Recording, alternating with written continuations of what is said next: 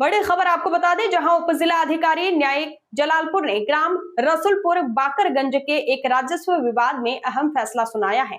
न्यायालय ने पाया कि राम आसरे का नाम त्रुटिवश दर्ज हो गया था।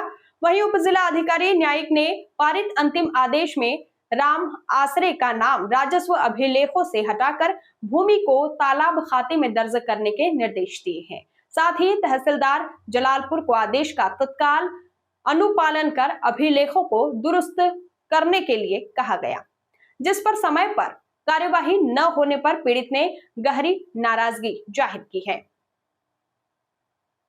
और कहा है कि जल्द अतिक्रमण मुक्त नहीं हुआ तो तहसील परिसर में ताला लगा दूंगा।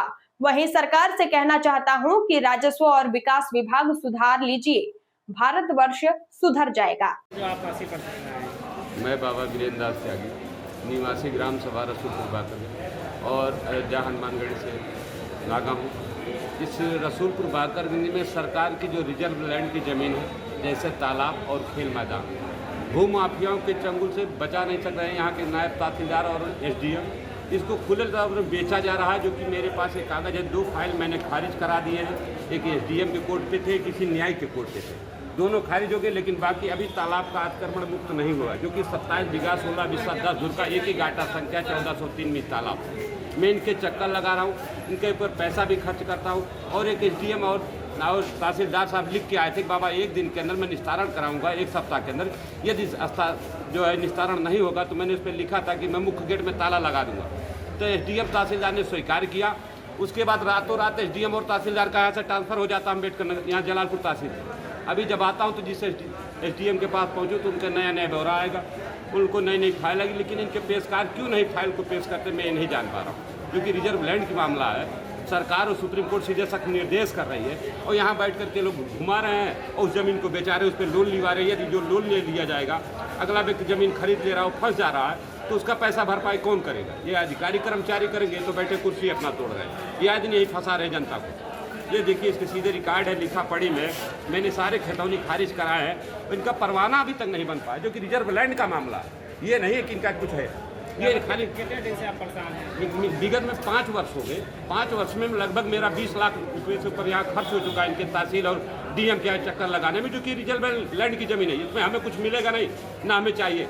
ये ज़मीन को कैसे बिचवा रहे हैं, इनका क्या मंशा है, क्या पता है, ये खुद स्वयं इसका जवाब दें। आगे क्या करेंगे? एसडीएम और तहसीलदार जाकर वहाँ हमारे कागज़ पे लिख के आए, तहसील दिवस के पेपर, बाबा मैं 1 सप्ताह के अंदर निस्तारण कराऊंगा। तो उस पर मैंने नीचे लिखा था, अगर 1 सप्ताह के अंदर आप निस्तारण नहीं कराओगे तो मुख्य गेट में मैंने ताला लगा दूंगा।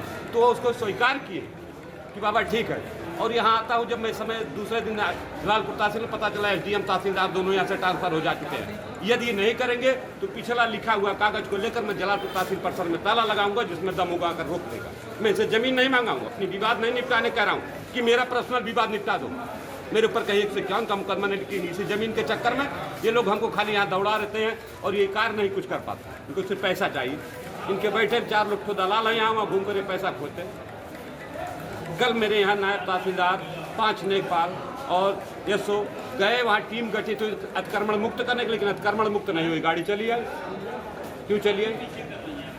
तो ये जाहिर से सीधा से स्वभाव होता है कि लोग सीधे पैसे के भाव में बिक रहे हैं, निस्तारण नहीं करना चाहते, सिर्फ अपनी कुर्सी का समय यहाँ काटना चाहते हैं। चैनल के माध्यम से मुख्यमंत्री जी को यह संदेश देना चाहते हैं? मैं यही देना चाहता हूँ सरकार कि आप अपना ज़्यादा तो नहीं कहूँगा, ये विकास विभाग और राजस्व विभाग सुधार लीजिए तो भारतवर्ष सुधर जाएगा।